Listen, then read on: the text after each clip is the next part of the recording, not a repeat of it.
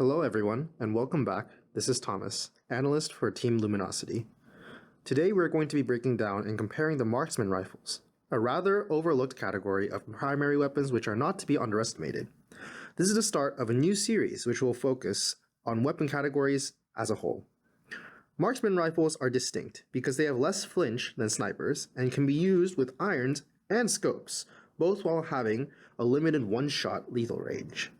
Let's talk more about the damage ranges then. In the case of marksman rifles, it's best to talk about lethal one-shot multipliers. Interestingly, all of the single-fire marksman rifles have some form of ammo attachment which affects their one-shot consistency. Let's begin with the first marksman rifle added to the game, the kilobolt action.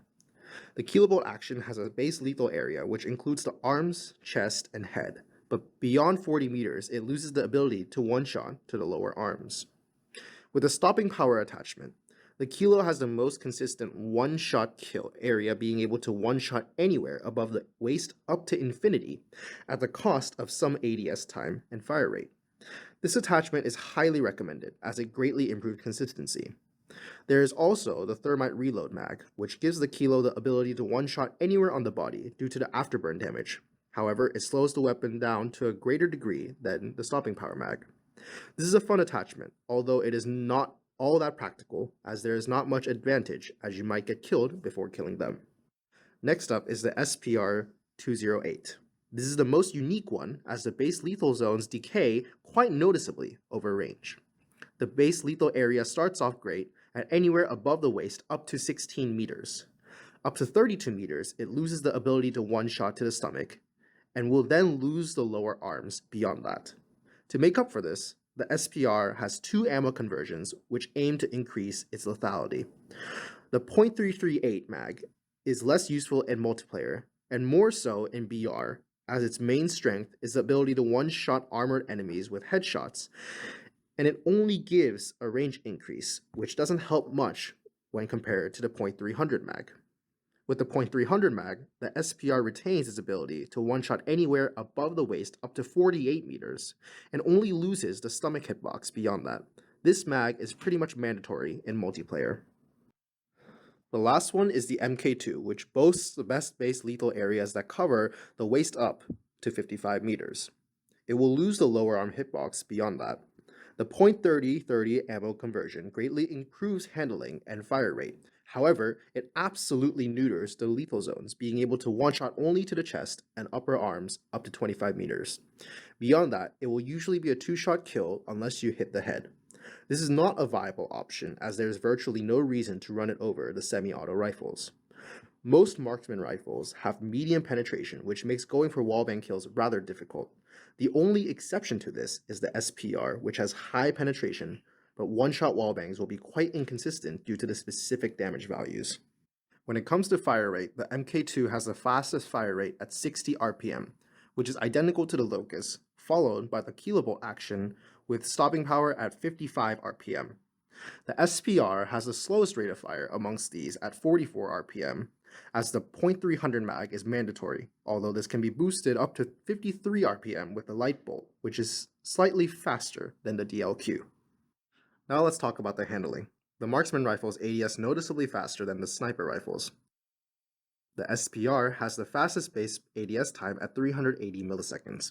Meanwhile, the MK2 is the slowest at 420 milliseconds, and the kilobolt action with stopping power sits in the middle at 396 milliseconds. Although it will have the slowest ADS time when kitted out, as the kilobolt action has less ADS time boosting attachments. Sprint out times are also faster than sniper rifles.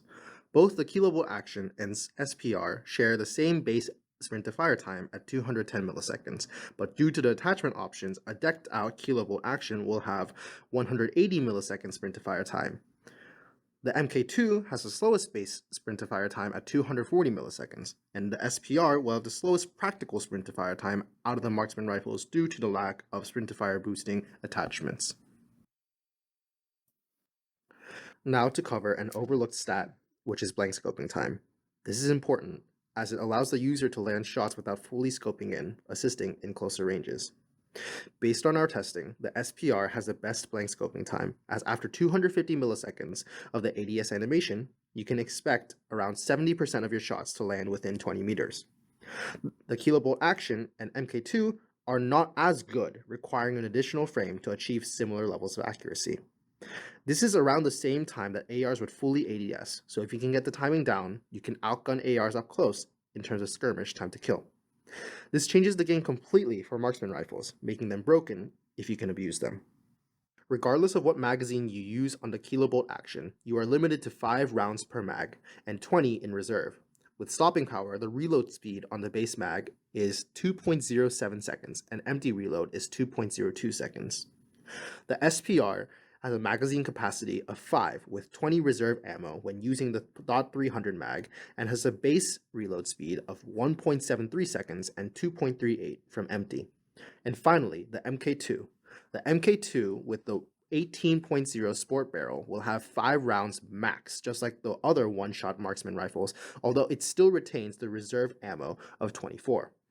It has a base reload speed of 1.75 seconds, but you can reload each bullet separately, which means that you can quickly reload one shot by reload canceling.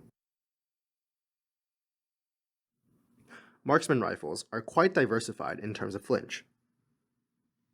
Out of the 3 marksman rifles, the kilobolt action easily has the worst flinch, being worse than sniper rifles like the DLQ.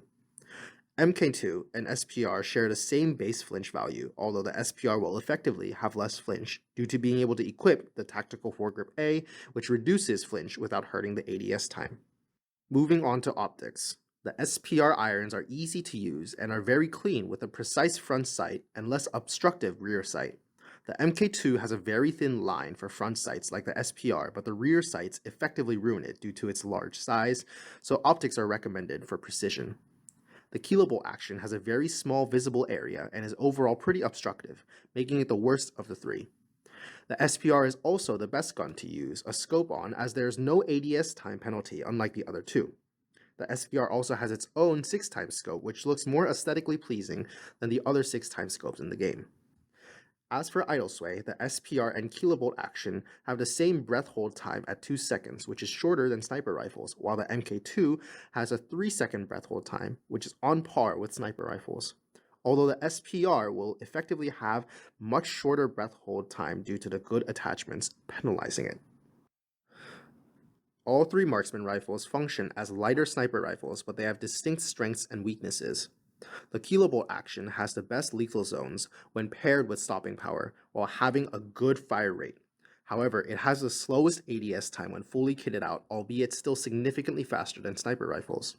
It also suffers from having the worst flinch and the inability to have a red dot sight. The MK2 is the slower, long-distance option as it has good flinch, idle sway, and the fire rate, despite having the great lethal areas. The MK2 is held back by having slow empty reload time and slower mobility. However, it is still capable of holding its own in closer ranges, as it still handles faster than sniper rifles. The SPR-208 is the aggressive option thanks to its decent one-shot consistency, great handling speeds, and an excellent blank scope accuracy, but it is balanced by its slow fire rate and non-existent breath hold time. While these may not be the first choice for those that just want to rank up, they are still very much viable and can be a rather fun set of weapons due to their high skill, high reward nature. Now, you may have noticed that we have not mentioned one marksman rifle in particular, that being the SKS. That is because, unlike the other marksman rifles, the SKS is a semi-automatic weapon and it functions completely differently compared to the others. Compared to the other marksman rifles, the SKS does significantly less damage, having a base damage profile of 60 damage.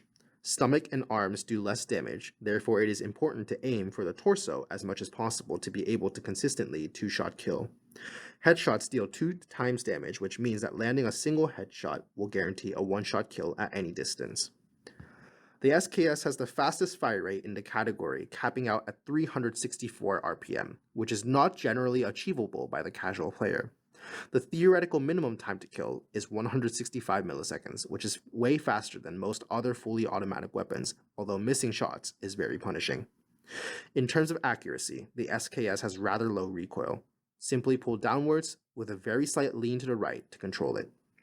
Breath hold time is the best in its class at 5 seconds base, and so is the flinch, having a value of 2. This makes it very effective at pre-aiming, although its iron sights can be obstructive, especially at longer ranges, so optics are viable if you do not have blueprints with good iron sights.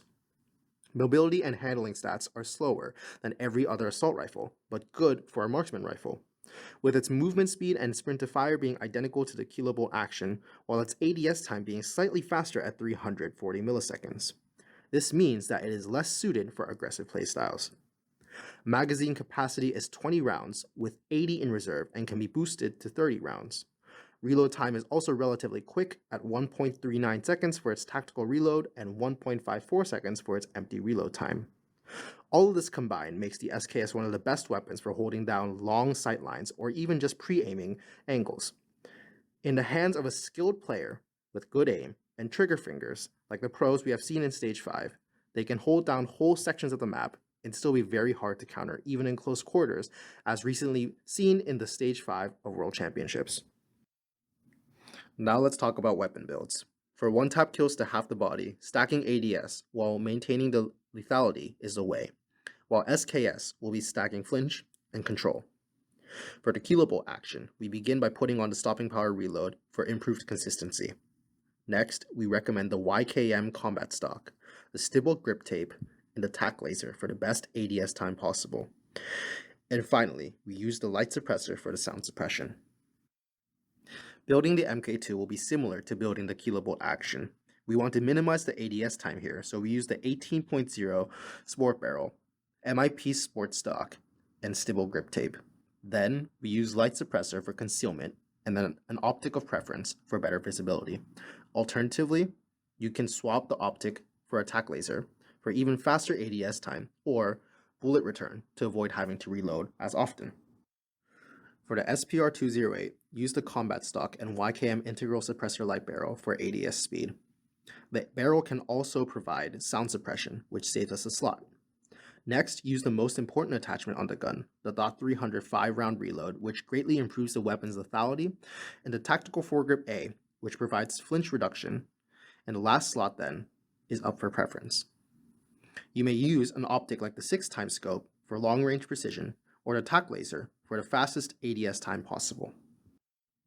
The SKS will be the most different out of all of them. Start off with the granulated grip tape and MIP stalker stock for improved stability, the tactical suppressor for sound suppression, the disable perk to make landing shots easier, and the last slot can be used for tactical foregrip A for even less flinch, or the extended mag A for taking on multiple enemies, or an optic for visibility.